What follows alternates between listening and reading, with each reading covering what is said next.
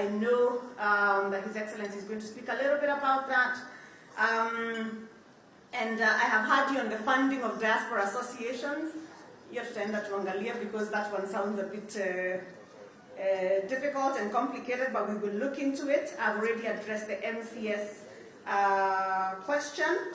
I also want to congratulate you on the work that you're doing to support the communities here where you live, particularly the work that you're doing to support the Teenage Mothers project that you spoke about. You did not ask me for a donation. I noted, lakini ukiniuliza nikika hapo chini, pengine I might be able to also donate half.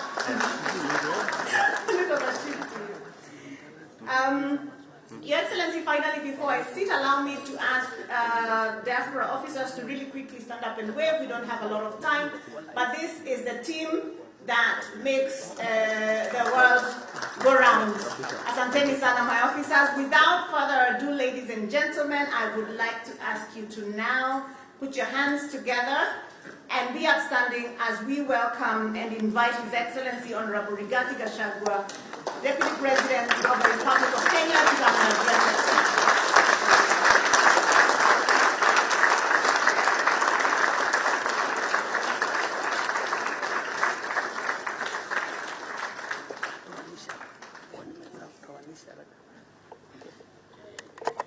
Thank you, PS. Please be seated.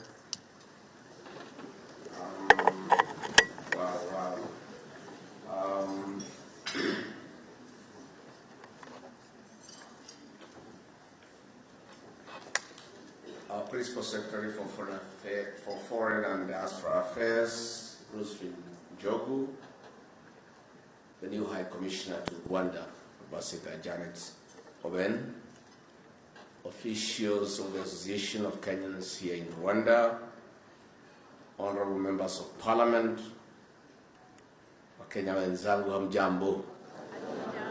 God is good, and all the time.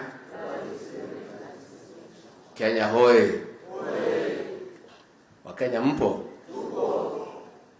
Happy New Year. Happy Easter. Habari ya kung'ang'ana. Hata sisi tuang'ang'ana. I'm happy to join you today on this engagement in honor of our diaspora based in Rwanda. This platform presents an opportunity for us to have conversations that touch the core of government's agenda, listening to our people and availing opportunities to them. I bring greetings from President William Ruto, who has sent me here to represent him in the 30th commemoration of the 1994 genocide scheduled for tomorrow. And as such, I committed to having a discussion with fellow Kenyans living, working, and studying here in Rwanda, which is a deliberate policy of our government. And that is why President William Ruto, on ascending to the high office and on forming government, decided to create a full-fledged State Department of Diaspora Affairs so that we can have this engagement, and appointed our very able Principal Secretary, Roslyn Njogu, to head that particular State Department.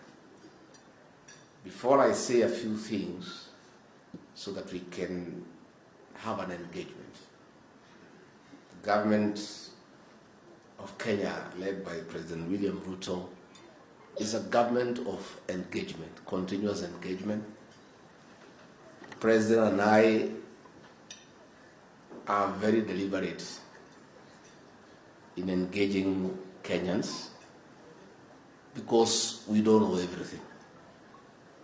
In fact, we know very little. The President tells us, and we agree, that a good idea should give room to a better idea, and a better idea ultimately must give room to the best idea. This can only be done when people engage. We like to do more listening and less talking, and I'll therefore be inviting you for a discussion. But before I do that, let me introduce the Kenyan delegation that has accompanied me here so that you know who is in the house. To start with is our PS for Diaspora Affairs, Roslyn Jogo. Please stand up and wave. Pigeni hema coffee. Thank you, PS. We have the Honorable Owen Baya, the Deputy Leader of the Majority in Parliament, and the Member of Parliament for Kilifi North, and our political kingpin in the Kilifi County. We also have Senator Veronica Maina, nominated Senator from Rwanda, and formerly the Secretary General of UDA Party, the ruling party. We have the Honorable Patrick Munene, the Member of Parliament for Chuka Igabangombe, and the Vice Chairman of the Health Committee in the National Assembly. We have the Honorable Julius Ruto, the Honorable Member for Keses, Usian Gishu County, Pigeni Makofi. We have the Honorable Parashina Samuel, the Honorable Member for Kajiado South, that is Loitoktok, muti ya pale kwa mpaka. Muone ya kado wanajua mambo mingi, watu wanaishi kwa mpaka wanaelewa mambo mingi. We have the Honorable John Kabushia, the Member of Parliament for Mukurweini in Nyeri County. We have the Honorable Ambassador Benjamin Langat, the Member of Parliament for Ainamoi constituency in Kericho County. We have the Iron Lady of Narok, the Honorable Pareyo Agnes, the Member of Parliament for Narok North, Mama Wanguvu Sana. We have the Honorable Charles Kanyi, aka Jagua, the former Member of Parliament for Starehe, he of the Kigeugeu fame.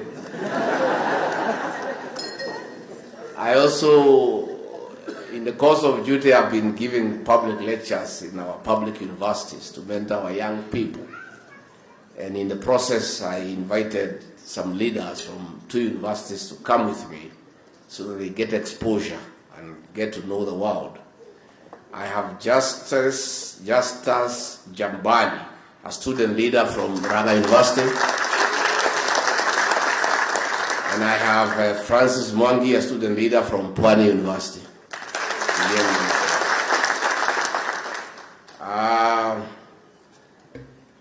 From the onset, I wish to mention that the Kenya Kwanza government has a vision for the diaspora, which is to bring you to the center of our policy, programs, and initiatives beyond the discourse of remittances.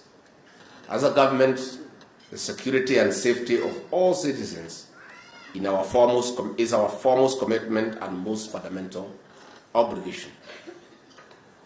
That is why I stand here proud to see you all and to confirm government's deliberate efforts to provide structures and systems that protect your welfare and rights, and also to work with you and support you to harness the immense potential of Kenyans in the diaspora for the socio-economic development of our great country. I can also confirm that the government has expanded digital provision of public services to encompass 14,000 services, and it is our commitment to ensure full digitization, which has not only enhanced efficiency and integrity in the provision of government services, but also improved revenue collection. In addition, some of these services have been taken closer to the diaspora through the mobile consular service exercise that we rolled out and has now covered 22 countries and served over 9,000 Kenyans abroad. The State Department of Diaspora Affairs is currently implementing phase 3 of the MCS, and I'm aware that the team was here in Rwanda last week, and I believe you are served well, and I have noted your request that they come back for another 4 days. So PS, you are directed to make sure that they not only come for 4 days but a full week. I am also aware, because I make it my business to know what goes round, that when they were here, there were a few challenges on the network with Kenya, and some of you made payments and have not received the services, and I've already directed the PS to make sure that those who make payments are served promptly, so that you enjoy the service. And our PS is very proactive. I'm sure she'll do exactly that. Government has also developed the global labor market strategy that will facilitate the securing of jobs for our citizens abroad. This strategy is part of the interventions to create safe migration pathways for our people. Our target is to have this skilled human capital secure job opportunities abroad, especially the youth who are creative, innovative, skilled, and ready to explore the world as they work. Indeed, as I walked in, I came through an exhibition displayed by our Kenyan people. And the level of creativity and innovation is on another level. Kenyans are great people. We know sometimes being away from home is challenging, but I know we Kenyans are resilient, and I want to implore you to come together to share experiences, offer guidance, and provide mutual assistance and support each other. That is why I really want to applaud the officials of the Association of Kenyans in Rwanda for bringing our people together to network, to comfort each other, to watch each other's back, and always be there for each other. Because when you are away from home, you need Kenyans around you. So I want to encourage you to continue strengthening the Association of Kenyans living here in Rwanda. And I want to really encourage you, ladies and gentlemen, to continue strengthening your organization. As a country, we have entered a phase of economic transformation where opportunities abound in every sector, and we encourage you to seize your chance and reap a rich yield. As the diaspora, your reputation as Kenyans in Rwanda is well, as hard work, innovation, and commitment to excellence have not only propelled your personal success, but have also made a positive impact in the companies and organizations you are in. In fact, the last time I was here, I paid a courtesy call to President Kagame, and he was full of praise for the Kenyans who are here, because he said they are very well behaved, and they are law-abiding, and they are good people. So, please continue. Although a few I am told are in prison and you want them to come back home. I want to discourage Kenyans going to prison. If they can avoid it, of course, in every society there are deviants, and there will be a challenge here and there, and I think we'll be able to respond to that request, where those who find themselves on the bad side of the law, unfortunately, and it's something we want to discourage, probably we can work out an arrangement where they can come and serve their sentences back home. But overall, we want to encourage you to obey the laws of this land, to avoid getting in trouble, to avoid being arrested, to avoid being taken to court, and if possible, to avoid going to prison. Prison is not a very good place, because it's denial of liberty, and it's very humiliating and very discomforting. So let's try as much as possible, to the extent possible, to observe the laws of this land, so that we are on the right side of the law. As I engage with the leadership of your host country from tomorrow, I have no doubt that we have a good name here. I'll hear positive stories about our people and the good relations between Kenya and Rwanda. Therefore, let us build on the positive stories and relations to work together to create and harness opportunities for all, ensuring that the benefits of our collective efforts reach every corner of our nation and to every Kenyan citizen, wherever they may be. This is the spirit of our bottom-up economic transformation agenda better. In this regard, I call on you to join us in focusing on key sectors that are integral to our nation's development, as well as offer promising opportunities for investment, mainly in the better priority areas of agricultural transformation, micro, small, medium enterprises, housing and settlement, the healthcare program, digital superhighway, and the creative economy. We are keen to work with you to harness your networks in order to channel both investment opportunities and knowledge and technology transfer that will make our economy thrive and move Kenya forward. In conclusion, you, the Kenyan diaspora, play such a crucial part of decolonizing, democratizing, and globalizing our economy. Your commitment and contributions are invaluable, and I'm confident that together we'll shape a brighter future for Kenya. Asanteni sana.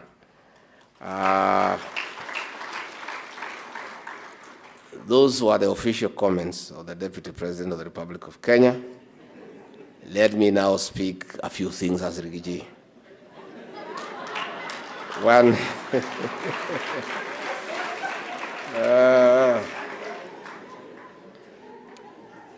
I want to take this opportunity on behalf of President William Ruto to bring you to speed to what is happening back home. Kenya is great again. First and foremost, we do have political stability, and everybody now is busy. Politics are down. There is no maandamano. And we are back to the right trajectory in terms of economic development. That is political stability. Again, in Kenya now, there is political tolerance.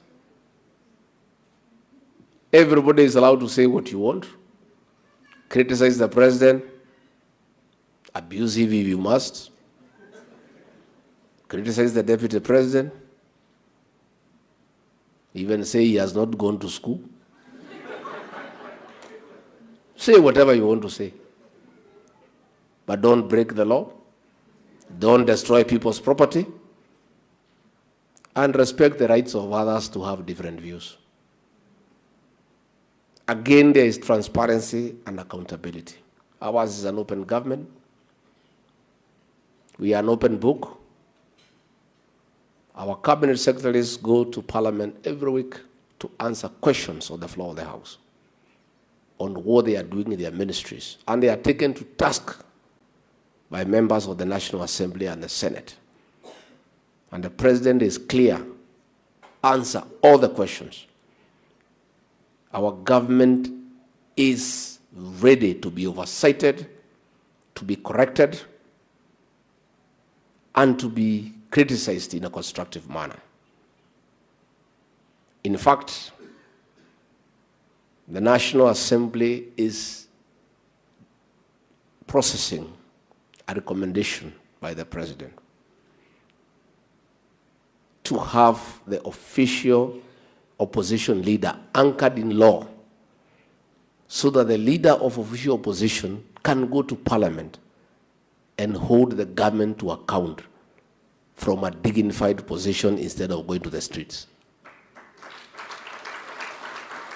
Give him vehicles, give him researchers, and enable that office, because oversight is good for any government. We don't want a dictatorship. We want to be held to account.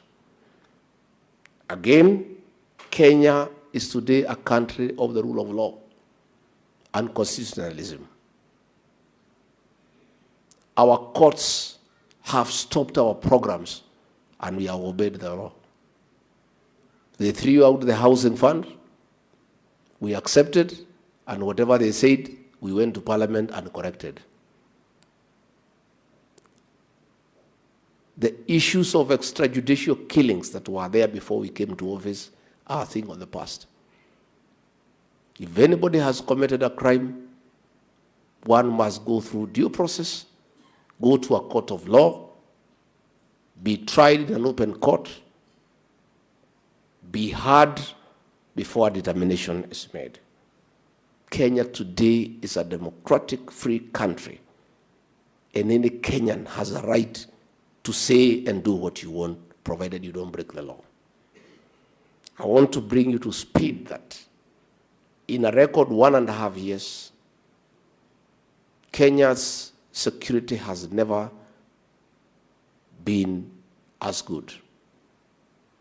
For the last 1.5 years, not a single act of terrorism that has been committed in Kenya because of prudent intelligence collection, sharing of intelligence, and being proactive in making sure that acts of terror do not take place anywhere in our soil. Issues of bank robberies are a thing of the past. Carjackings are a thing of the past. Muggings are things of the past. What we have are simple things of men fighting women, which is an odd thing, and we cannot do anything about it. A few domestic quarrels here and there, a few petty thieves, some people borrowing money and refusing to pay, others conning others. Even some of you have been conned. You send money home, somebody says they are building a house for you. They take the photograph of the neighbor's house and they say it is yours. Those are normal petty crimes that are taking place in Kenya. They are called misdemeanors.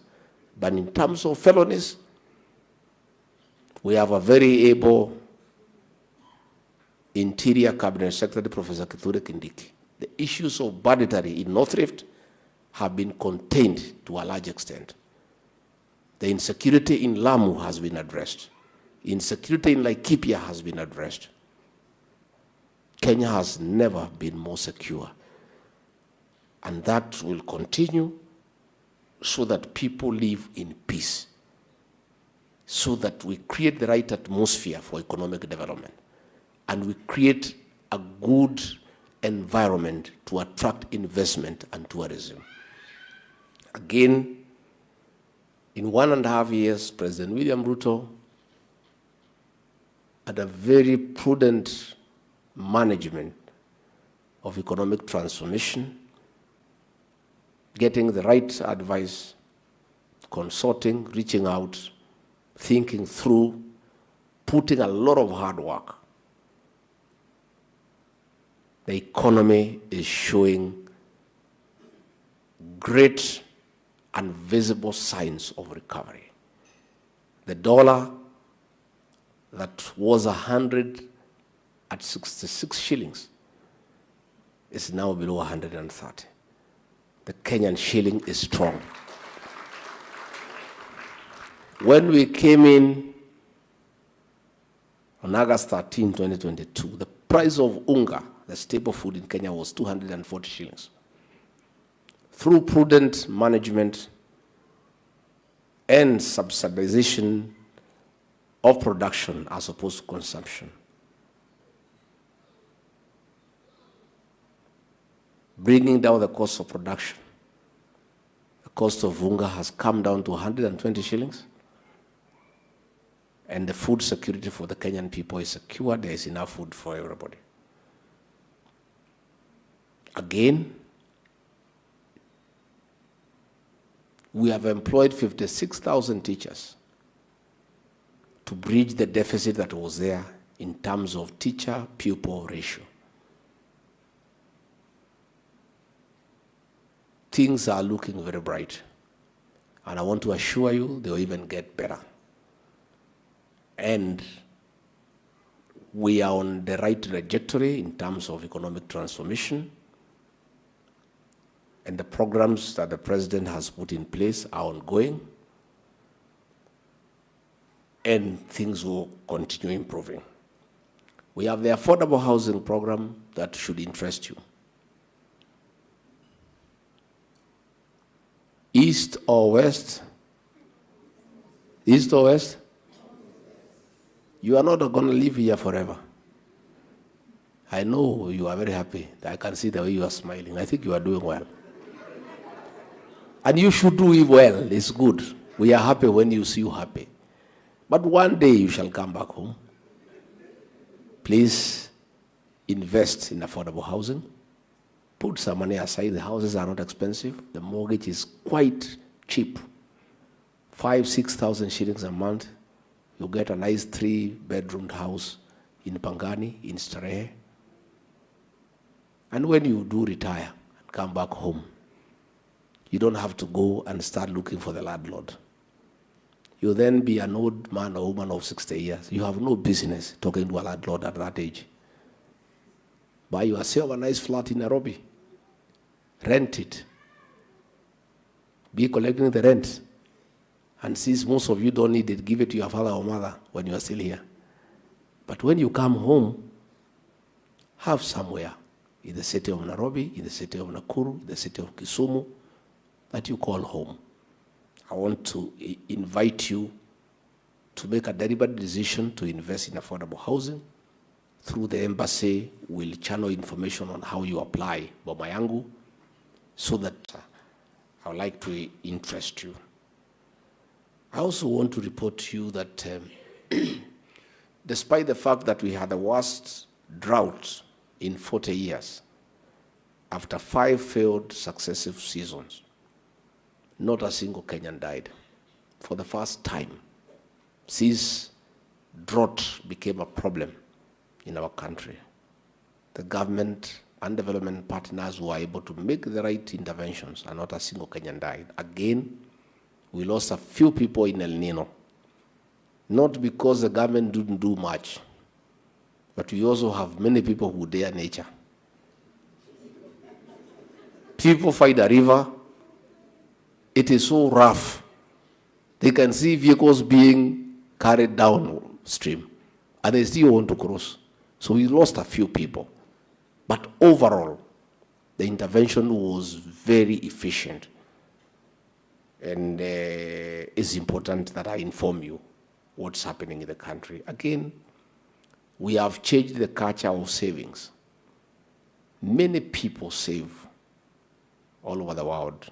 Kenyans, we have not been saving because we had a very ill-thought program. NSSF, the payments was 200 shillings per month. If you saved for 30 years, you would only save 72,000. I don't think anybody can live for 72,000 after working for 30 years. So we have made some changes in the law, and now Kenyans are saving. And what we want to do that is that when we borrow money from outside Kenya, we borrow money from the savings of the people of those countries. We want to borrow money from our own savings so that the interest can benefit our own people. Why should the interest that we pay on loans benefit foreigners when we can have our own savings and be able to pay that interest to the Kenyan people? Again, in terms of international engagements, Kenya has never been in a better position. In 1.5 years only as president, President William Ruto,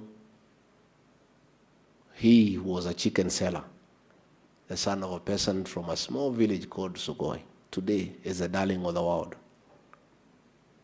He is invited to every capital. That if you allowed him to go, he would have to leave me acting for 5 years. So he's going once in a while. But the world is seeking him out. In Matters Africa, he hosted the Africa Climate Summit. It was such a huge success that his leadership role now in Africa cannot be questioned. He's truly now the real leader of this African continent. He's been to every capital in the world, from Tokyo to Brussels to Paris to everywhere. In fact, just being 1.5 years in office, he has achieved something that many presidents have not achieved. He has been invited for a state visit to the United States of America on May 22 this year. That is next month. that shows the acceptance of the Kenyan leadership by the international community. And as a result, many interventions have been made. IMF is listening to us. The World Bank is listening to us. World giants like China are listening to us. France is listening to us. And the president's diplomatic approach is paying huge dividends. And the state visit to the US in May, around May 22nd, 23rd, will be a very clear signal to the rest of the world that Kenya is around and is a country that can no longer be ignored. And that is good for our country. So I just wanted to give you hope and tell you, mambo si mbaya, mbele iko sawa, tuko sawa. And the people of Kenya went to the ballot, and we are persuaded as a country that we made the right decision. We elected a president who seems to know what he's doing.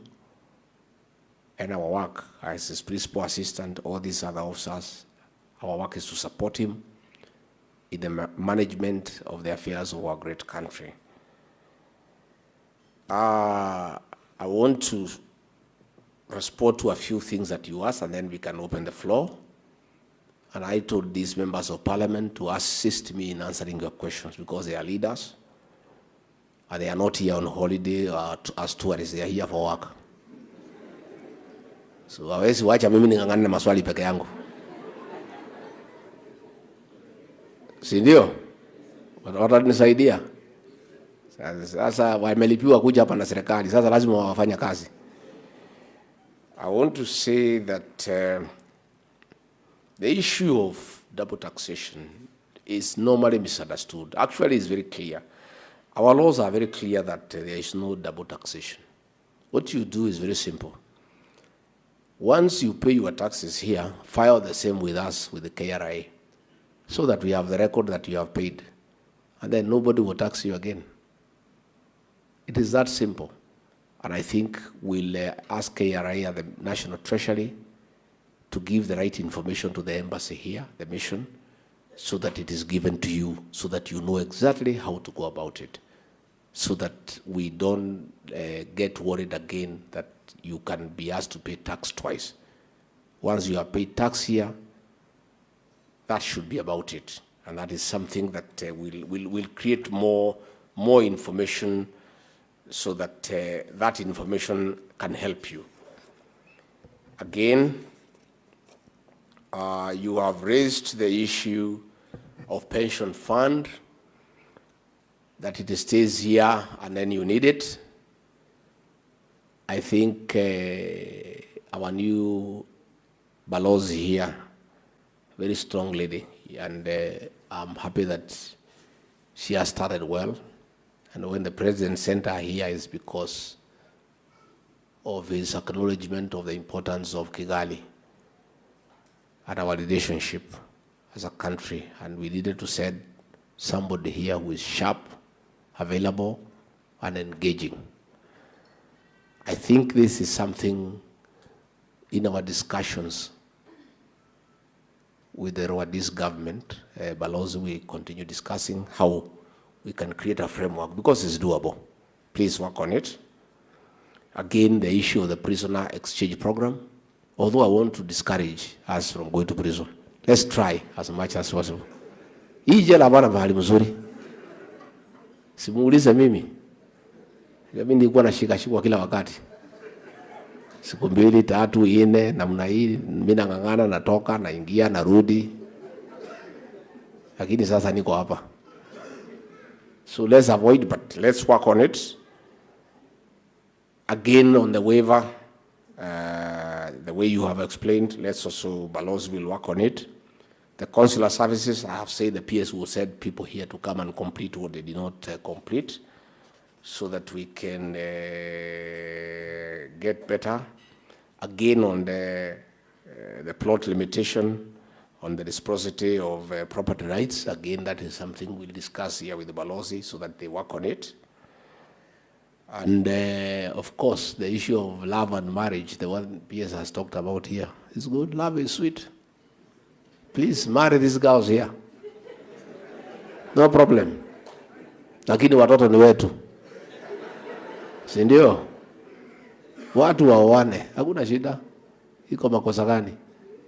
If you get a nice beautiful girl, loving, caring, hardworking, weka kwa box, peleka nyumbani. So I think PS, we have a responsibility to help these people marry.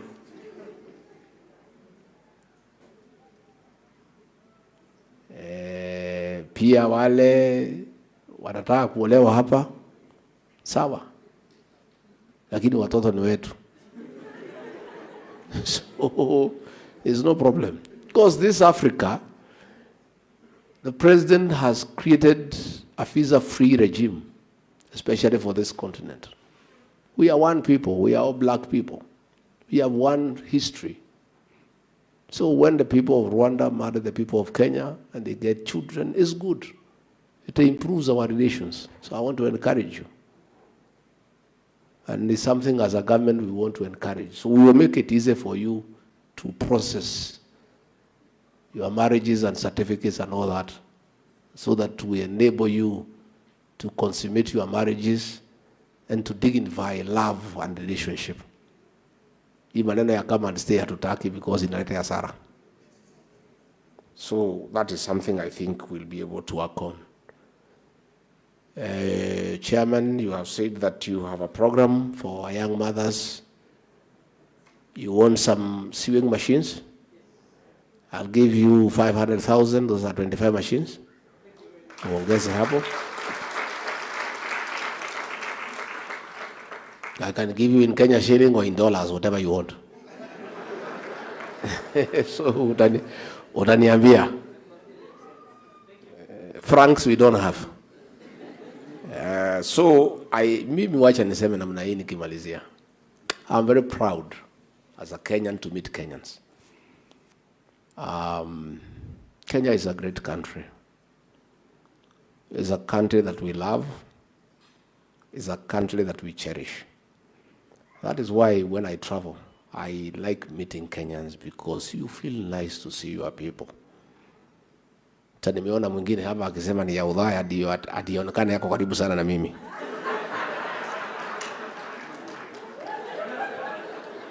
That is how we as Kenyans love each other.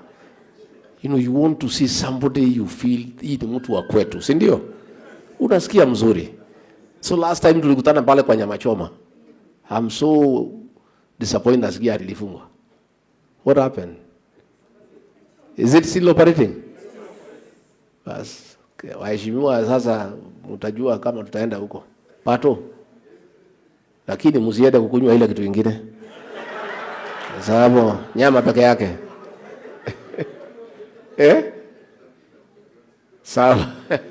So we had a very nice nyama choma session there. It was not this formal, but it was very interactive. Hata huyu mzee ya nyumba 10 anasema I promise him something. Utanikumbusha hata siwezi kumbuka. Kama nilisema nitafanya. Yeah? Si ndio? Bora usiniambie urudi nyumbani, nataka uketi hapa. Usikuje kule. Umewa hapa. Pale tumeshikana kidogo. Kaeni hapa kidogo. Mkae hapa kidogo. Mkipata pesa mnatuma huko. For now. Alafu miaka ikienda ndio mtarudi. Lakini for now pale tumejaa. Mkae hapa. So finally, the only challenge that we are having in Kenya is drug and substance abuse. I hope you don't have this problem here, especially among the Kenyan people. Pale, for the last 10 years, people are producing poison, labeling it alcohol and selling to our children, who are losing an entire generation. Vijana wetu walikuwa wamekuwa bure, wanalala kwa mitaro. Wamekunywa pombe, wamekwisha. Transformer zote zimesimika.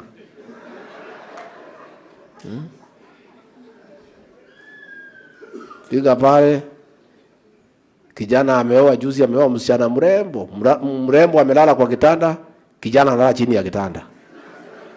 That's the situation we are having. So as a government, we have become extremely rough on those characters. We have shut down all those factories and distilleries. We have vetted them. And out of 56, only 2 has qualified. Those ones we are going to reopen. The rest, we have given them conditions. I don't think they can meet those conditions. Wangangane kama wataweza. And we have shut down bars next to schools. We have shut down bars in the residential areas. And we have said we go back to alcohol, the one we knew. Ile ilikuwa inatangazwa kwa radio zamani baada ya kazi. Sasa tulibadilisha ikakuwa badala ya. Tumesema hakuna kunywa mchana, hakuna. You drink from 5 p.m. to 11. Uende kwa bibi yako, kama huna ujue utaenda wapi. But this drinking during the day, we are saying, is not acceptable because people must go to work. How do you drink during the day? When will you work? So you drink 2, 3, 4, 5 hours, go and sleep for 7 hours, wake up sober and go to work. So that one, there is no letting off. And I can tell you, we are 80% successful. Young men now are looking clean. Women are happy. They are saying the men are coming back home. They are not complaining of backaches anymore. So mambo iko sawa. Things are okay. One day in Kirinyaga, we lost 23 people in one village. And another 30 went blind. One village called Gagai. I was in Muranga the other day. I went to visit a mother. She had 8 children, 7 sons and 1 daughter. She showed me 7 graves for her sons. She was left with her daughter. So we have decided, the president has decided, and I'm supporting him and Professor Kindiki, that we must bring sanity to the Kenyan nation. And we cannot let drugs and alcohol take over our country. So that's the only small challenge we have. Otherwise, the rest of things are going on okay. Fitina kidogo kidogo, hiyo inaendelea. Mambo ya udaku, village gossip. Those are the only small challenges we are having in Kenya now. And they are good things also. If there is no gossip in the village, that is not a village. Oh, who married the daughter, oh, and who impregnated so and ran away. Hiyo maneno kidogo kidogo ndio iko pale sasa. But most of the things are back on track. So I want to assure you, your country is good. It's under the able leadership of President William Ruto. There is political stability. There is economic development. The country is secure. We are respected all over the world. What remains for us to do now is to work on the diaspora. You guys work hard, remit your money back home, invest back home. Set as a foreign currency. We are working on a diaspora board where you can invest money and the government guarantees the safety of that money. That is all that is remaining. So I'm here to assure you that you have got a good country. So just stay here knowing very well that when you want to come back home, pahali yenu nyumbani iko mzuri. Na tunangoja nyinyi siku mtakuja. Lakini sio saa hii mkae hapa kidogo, mfanye, mtuletee pesa kidogo, then we work together. So let us now have a few questions. I think, do you have a microphone? Get a few questions. I'll answer some, peers will answer others. Owen Baya, the leader of majority in parliament, namna hiyo, wanisaidie.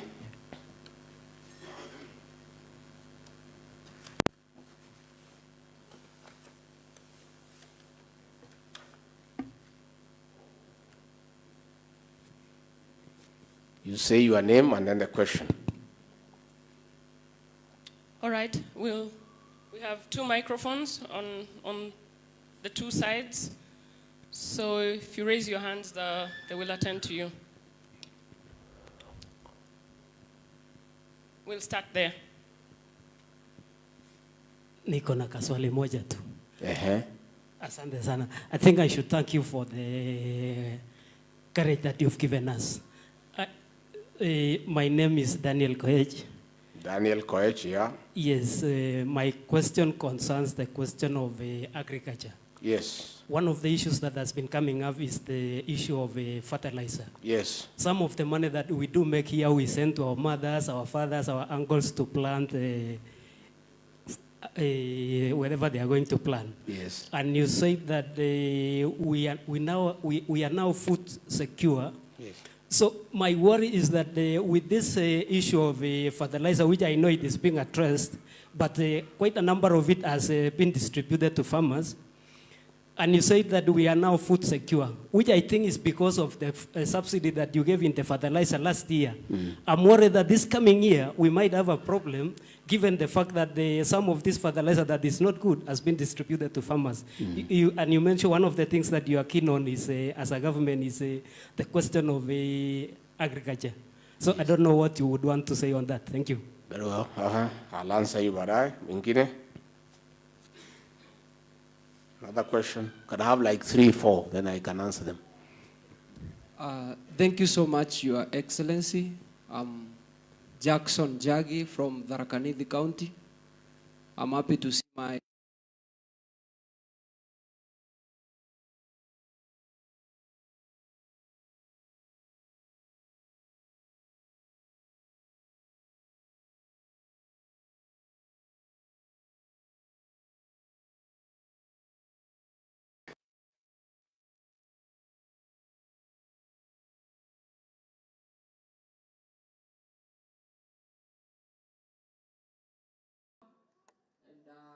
like the former my high school, I was used to be visited by my late father.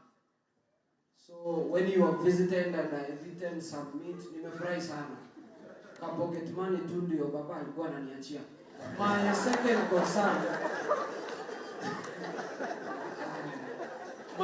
concern is about the council. I think the High Commission will respond. Your Excellency, you have shown a good example by accompanied by the Murang'a University student leader and the Pwani. But in the council, I don't know if you have included students.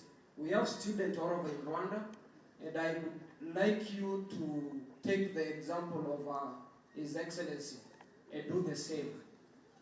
Then number 2 is that we have issue, Your Excellency, with students who applied for passport back in Kenya. Like me, I applied mine back in Kenya last year, September. I've been surviving with a permit. And the permit, you cannot be given a visa exceeding more than 3 months. So every time I am on my way to Kasiru for a migration for the visa. So I'm asking if it's possible, you fasten the process of our visas so that at least for us students, for it to be easy to access or acquire that visa as immediate as possible, if it's possible. Visa or passport? Passport, sorry, passport. Passport, ndio tusaidie kuishi hapa. With passport, unapewa visa ya 1 year na hiyo inakusaidia to settle in school. So, lastly, I want to inquire if the student still in this country from Kenya can access some, is it loan or yes, bursaries, if or you can do something and we are sorted.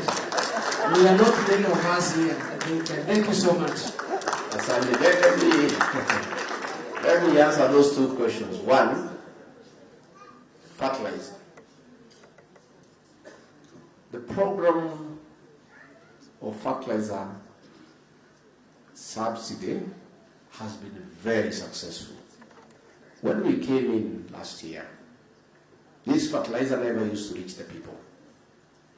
And we had a program that we did with the National Government Administration to register all the farmers in Kenya, and we registered over 5 million Kenyans, and we created an e-voucher system where we registered all the farmers, the farm, the type of crops, the acreage, and it went very well. And when we came in, the cost of fertilizer was 7,000. We reduced it that year to 3,500. As a result, we used to produce 40 million bags of maize. We did over 66 million bags of maize. And because it was very, very successful, we reduced further to 2,500 this year and gave many suppliers. The issue of the reported fake fertilizer is a small issue because the quantity involved is negligible. You know, in an exam, 70% is A. So we have imported over 4 million bags of fertilizer. So only 50,000, we got a crooked supplier. Just the way you have a few people here in prison.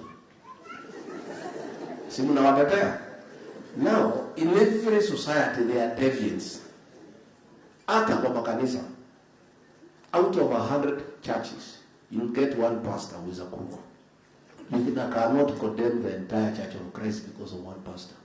You deal with that one pastor. So, out of the many suppliers who are given, only one, with only 50,000 bags, brought something that is not acceptable. But if you look at the percentage, it's actually negligible. We are not saying it is right, it is very wrong, it's unacceptable. And our security and investigative agencies have swung into action, and people will go to court. But those 50,000 bags cannot interfere with our food security because the percentage is little. We'll be more careful, we'll be more vigilant in future, because the first phase was very successful. So the crooks came up with, because crooks always keep up with the developments. So even next year we will do something different.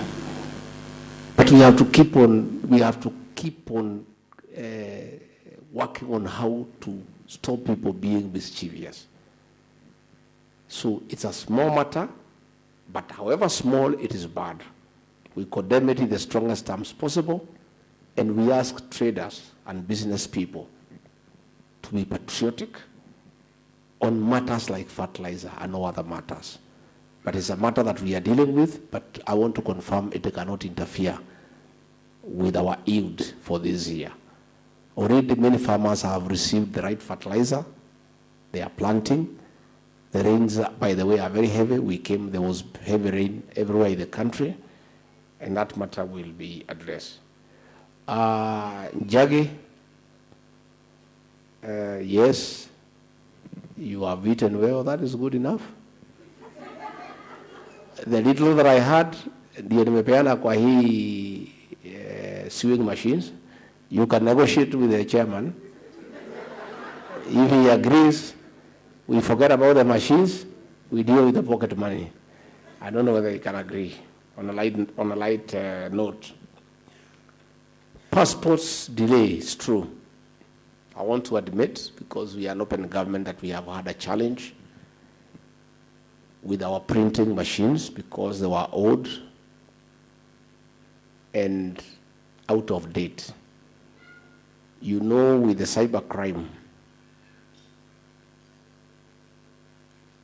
that is current internationally, we need to print passports that are security, secure, and foolproof. And we need modern equipment. And we have been having challenges with the old equipment that was very old and breaking down all the time. So there has been a delay. But I want now to assure you that we have put into motion a process to acquire modern equipment is ongoing, and in another 45 days, we'll be printing passports, many of them in record time, and we'll be able to clear all the backlog by the end of the year, and from there will be a lot of efficiency. And that is a commitment that I want to give, and definitely when that happens, we will liaise with the mission they have noted, so that we give the students priority so that they are able to process their visas. I'm sorry, our loans for help, we cannot extend them out of the country for now, because what we have is not even enough for the students back home. And our assumption, probably we are wrong, is that if you are able to move from Kenya and go to another country, somehow we have some ability and some capacity. Otherwise, ungekuwa tu kwa kijiji. Kama wewe unaweza toka Kenya na kuja mpaka hapa, wewe ni mjuaji kiasi. So utapanga tu maneno na itakuwa sawa. Next question.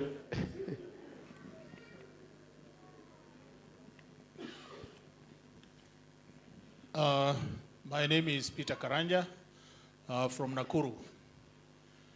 Actually, the last one was touching me nicely about fertilizer, a beneficiary. I keep receiving notification that I should go and collect. I'm here and I've sent some people to go and collect. We are planting in a week's time. Very good. So thank you very much for that. How many bags do you collect? 20. Very good. It's a small job. Very good. I'm also a farmer here. I'm doing macadamia. Any macadamia you find in Rwanda, it has my blessing, my hand there. Very good. So anyway, what I'm talking about here is very something sensitive, because when people drink the way they are drinking in Kenya, we are losing them. Yes. I'm also so I've lost somebody in the same game. And what you are doing is very good. Though here sometimes I say I'm chairman of those who drink, but we are very responsible. How many? How many? What is ideal? In fact, we know we are allowed to take 2 and drive.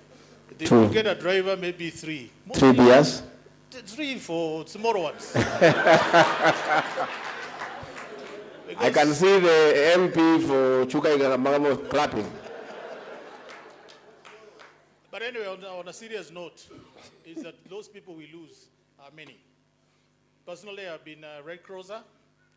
I was involved in road safety training. And when I look at the people who are being lost in drinking, I'm saddened for the statistics on our road. Mm. It's so serious. We lost students from Kenyatta University. Yes, 11 of them. And we lost some young man from Chavakali. Mm. So it's very serious. Mm.